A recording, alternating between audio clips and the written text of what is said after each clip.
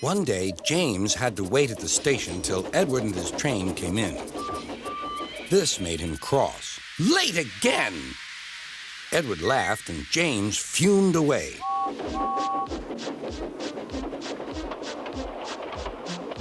After James had finished his work, he went back to the yard and puffed onto the turntable.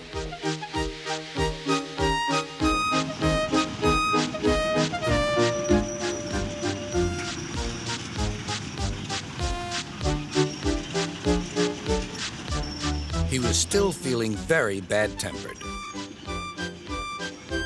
Edward is impossible, He grumbled to the others.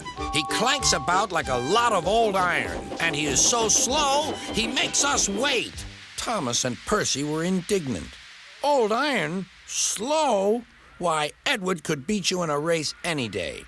Really, said James. I should like to see him do it.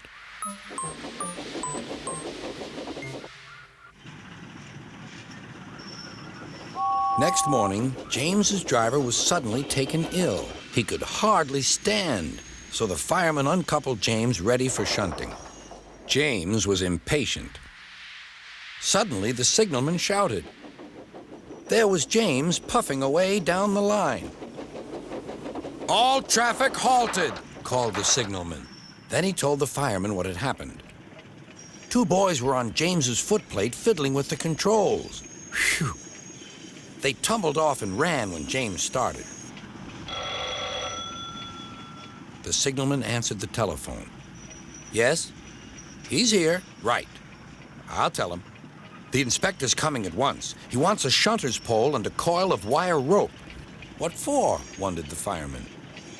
Search me, but you'd better get them quickly. The fireman was ready when Edward arrived.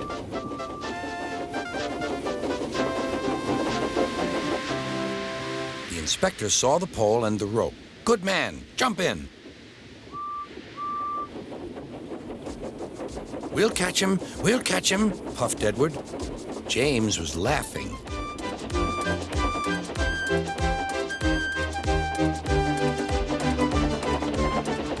What a lark, he chuckled to himself.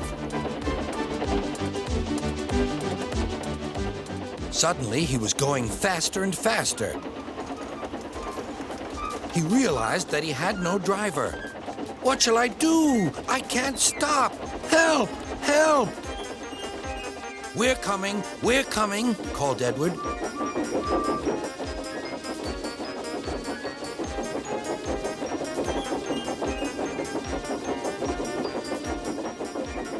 Edward was panting up behind with every ounce of steam he had. At last, he caught up with James.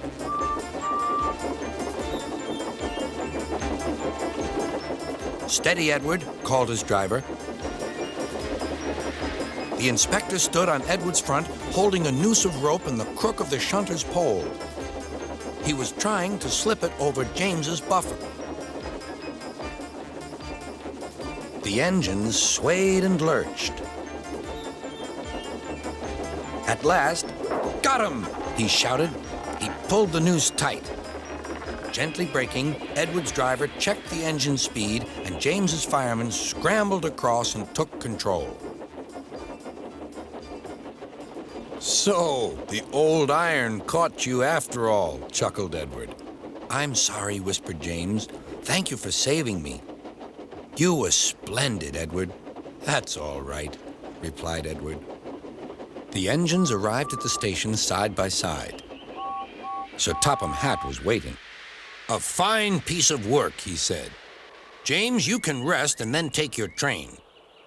I'm proud of you, Edward. You shall go to the works and have your worn parts mended.